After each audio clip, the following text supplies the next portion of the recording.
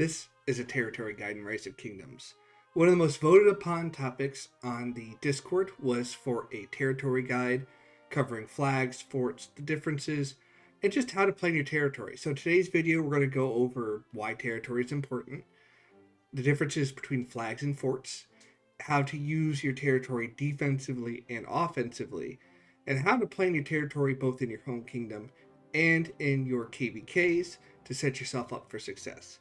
Without further ado, let's get started.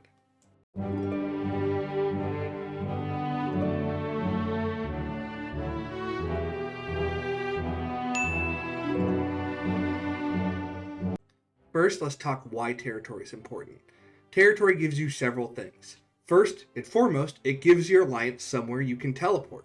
Targeted teleports can only go on alliance territory.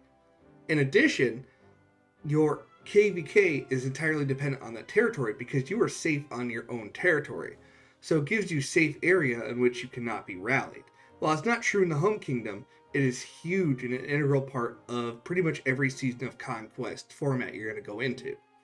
Second, it gives you resource income, both for your alliance themselves as well as collectible daily. So each item you're able to put inside your territory gives you more for each alliance member, which sounds small, but if you're giving 150 people 1 million of each resource, which is pretty conservative as far as a big alliance is concerned, you're giving a lot of resources to everyone every day. So it makes the burden of war and the amount of gathering you have to do much lower. Third, it gives you a connection point to capture buildings and to burn other people's territories. So whether you're talking about a shrine, whether you're talking about a circle, or whether you're talking about burning somebody else's territory down so they don't have access to those things, you need territory to do that. And you need to maintain that territory effectively to continue controlling that and continue being able to attack your enemy. Now that we've talked about why maintaining territory is important, now let's talk about how you maintain territory. There are two main buildings you use to maintain territory. You have forts and you have flags. While you do gain territory from things like circles and passes, this is more for the skill descriptions and the skill abilities of commanders and of your alliance skills, as you aren't able to teleport on the area and no alliance resource nodes will spawn in those areas, at least not in significant numbers if they even happen to. So keep that in mind when you're planning, that most of your territory is going to be from these two. First, let's talk about the flags. Flags are pretty straightforward. You can have up to 500 of them in home kingdom alone. They tend to build very quickly, anywhere between 45 minutes or less, even in some cases, which we'll get into later, to an hour and a half if they're well reinforced. They tend to have a lower health, which means they burn a little quicker. Typically undefended, they'll burn within an hour and a half. Of course, this varies depending on the other coalition's technology and your own technology, depending on which format of Season of Conquest you're playing. But generally speaking, they are a quick option to gain small amounts of territory that you can teleport onto and interact with enemy structures with. So as such, they are very flexible. They tend to cost less resources, which is terrific, and due to their quick building, they're easily replaceable. And they also give you a lot of strategic variety, which we'll get into later in the offensive and defensive strategy section. But overall, that's the goal of flags. Quick, easy territory. They may get lost just as easily, but they give you the area to teleport out and to interact with your enemy. And the majority of your structures are going to be flags. Even the 500 limit in home kingdom is more than enough to cover a massive area in your home kingdom. And that's the point as well, because it is a primary way to generate your alliance resources through alliance resource nodes. So just make sure that you're playing them quickly and effectively, and make sure you get as many of these as possible as you're building these flags. In addition, make sure you maximize workable area, because a lot of flags tend to end up in areas where you don't necessarily have buildable area. So when you go to build, I will use a fort for example because we're at our maximum flags. Watch for these hatched areas and make sure you maximize the area to have as little of that as possible to keep teleporting area and area for resource nodes to spawn. One last mechanic I want to touch base on when it comes to flags is that flags must be placed so that they are touching the territory of another flag or a fort. This is just a basic mechanic of the game, but it has huge implications for your strategy. Unlike a fort, which you could place anywhere, you have to place a flag touching territory. So for example, if I wanted to place a flag here, I'd have to build other flags out that way. So keep that in mind as you're building, because that's something that can really limit you. And also kind of comes with the alliance resources is to plan your path so you can then touch all the resource nodes as you're working up through so that you gain those additional resource gains. Next, we are on to the much bigger version of the flag, and that's the fort. The fort is hugely important. It's literally the beginning of your territory. You have to build it to be able to build flags. And while flags are the more flexible option, forts are the more sturdy. Forts take a massive amount of time to burn due to their massive health. It could take over a day, even if uncontested, to burn out a fort. The other thing to remember is that the capacity is much larger. In Home Kingdom, it's 2 million. In your Kingdom versus Kingdom, it is 3 million. It is truly a massive defensive structure, so keep that in mind. So you have your center fortress, which is the first fort you have to build, and if it's destroyed, you have to rebuild that. In addition, you have 2 more forts you can build. So these 2 forts are able to create new territory strings. So for example, with our kingdom here, our alliance covers this area. But if we wanted to break into an area over here, you could use a fort to build new territory here. Just as an example.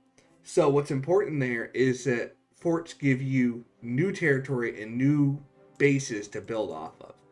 They're extremely important in Kingdom versus Kingdom because not only do they give you territory, they're a major part of blocking up passes defensively, and we'll go over that in a little bit. But they're also just so massive for your ability to fight because as long as they take to burn, you can then come back and defend them if you're in off time. And it gives you a long time to build a response, which is massive for kingdoms, and it's massive for your camp in general. So they tend to be a much more sturdy option, but they also take much more time to build.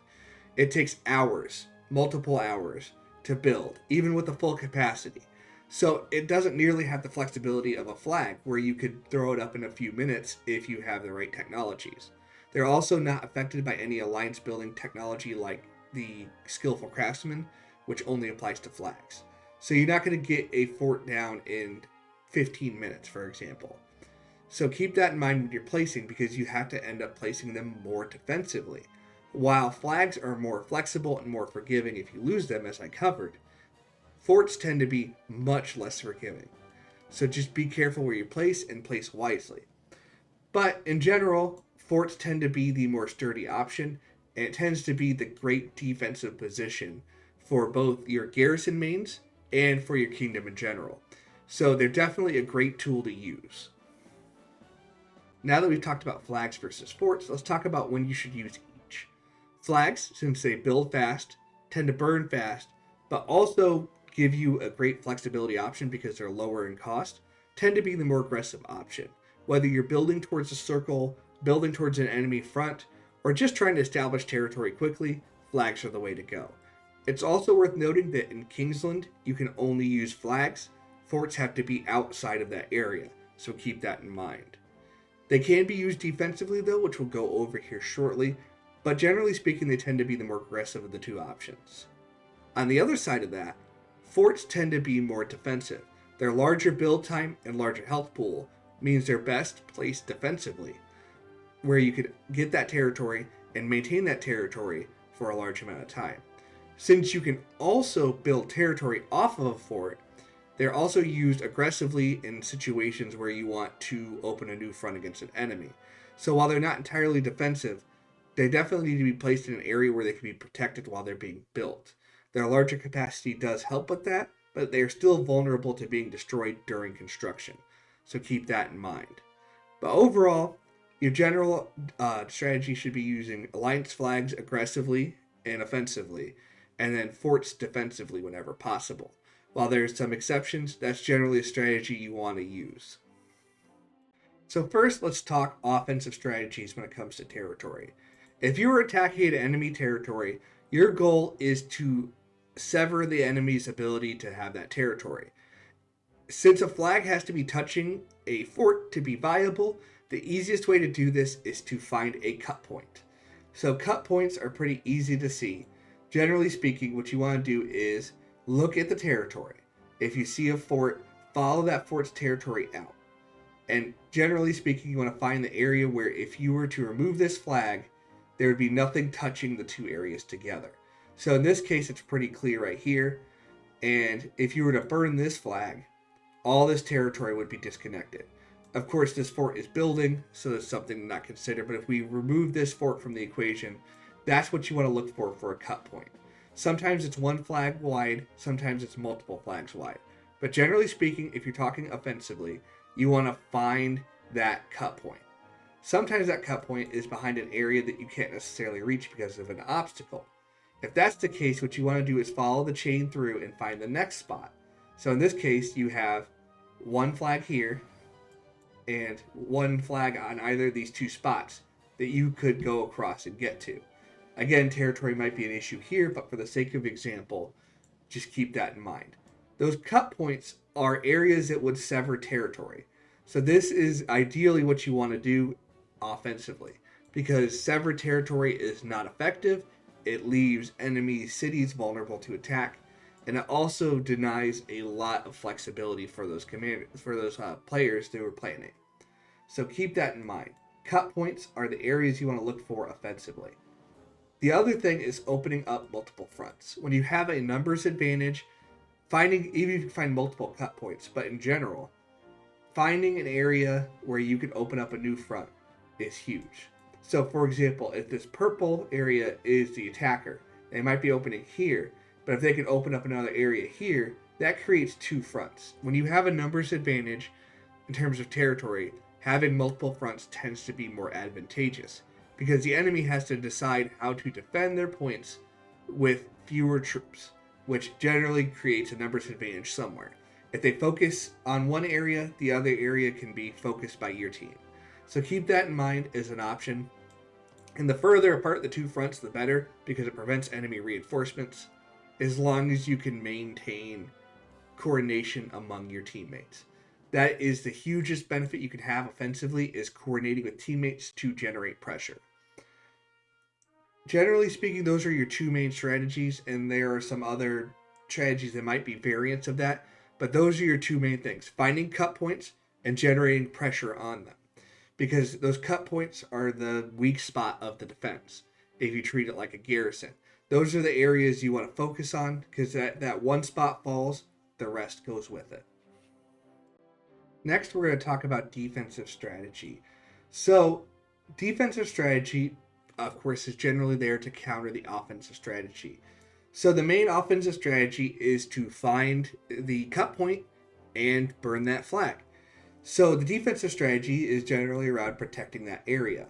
So, generally speaking, the best way to do that is to place, as you can see here, like we talked about with this flag, place your cut point around a territory that is hard to reach. So this natural barrier acts as a means to prevent that from being cut unless it goes through all these flags. So keep that in mind. The other thing to consider are two defensive strategies I wanted to cover. The first is called flag layering. So if this is your defensive front, the enemy is going to try to burn through here. Particularly when you don't have numbers and you are down people, the easiest way to hold a front is to use layers of flags. So as you can see, the outline shows the border of the territory. When I click this flag, you can see that there's only a small chunk that is not covered by this flag. But if they are attacking from this front, this flag has to burn before this flag burns, even if their flag's territory overlaps into here somewhere. So layering them in line, so this would be a little further up the screen, would make them burn through this flag before they burn through a flag here, before they burn through a flag here. Each layer, as I said, even without being defended, adds about an hour and 15 minutes. So for those who have kingdoms that run into huge downtimes, this is a great way to buy time, because 4 layers of flags would buy you about 6 hours.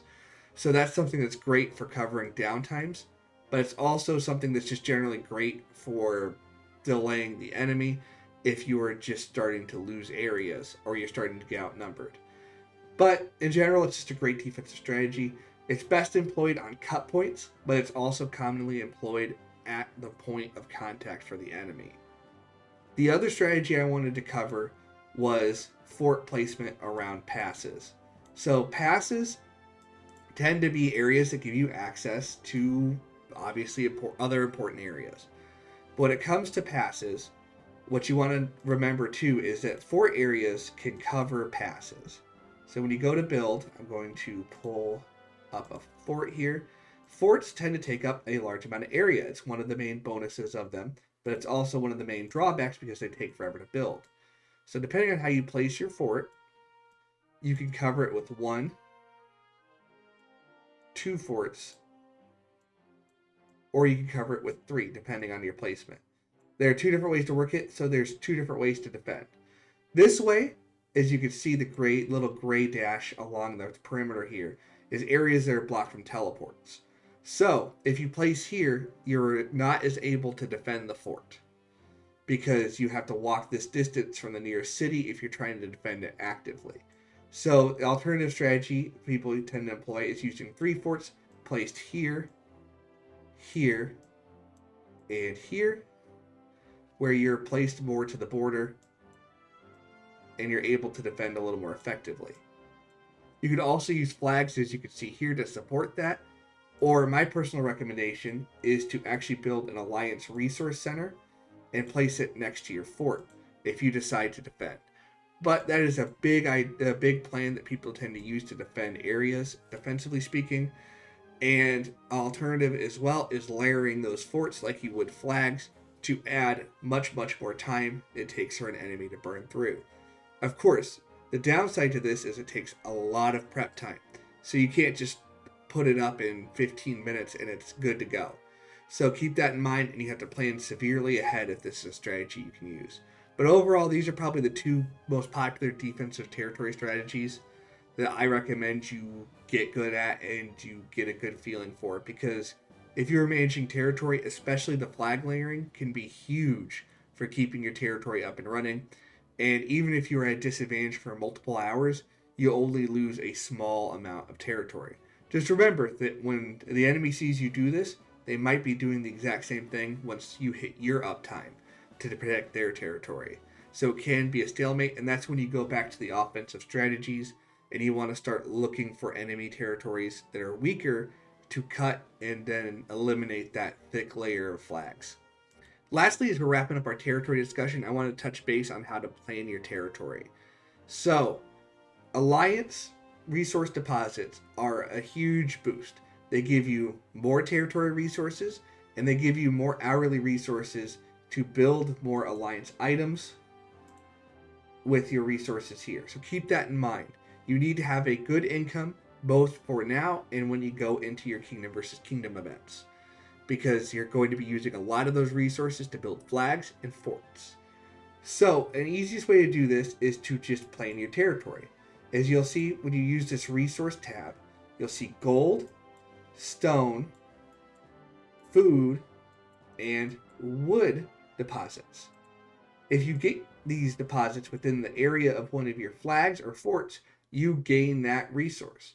So the more of these you get, the better you get for your alliance individually, as well as the better you get for your alliance's specific resources for territory, which allows you to build more, which you could then encapsulate more resource points in, and just continue the cycle.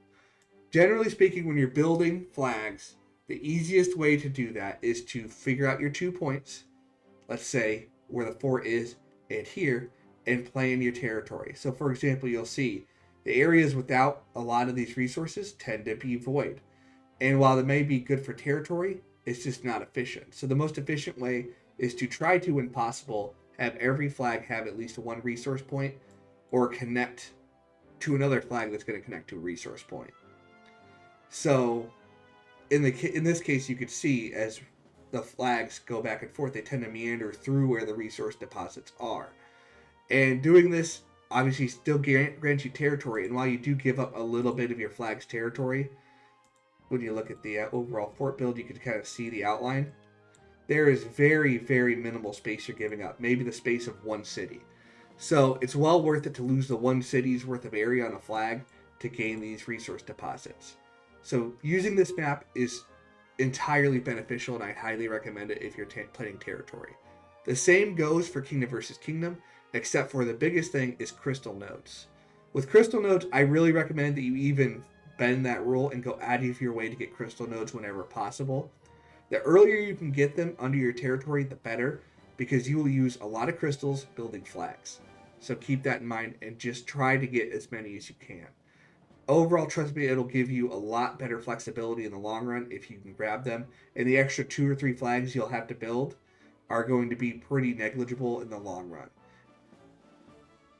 But with that, we will wrap up our discussion on territory. While this is very much a base level guide, I can definitely cover more complex strategies if you would like. Just let me know down in the comments or join the Discord using the link in the description. And you can suggest content for this or for anything else you'd like to see covered there. But as always, good luck, fight well, and I will see you on the battlefield.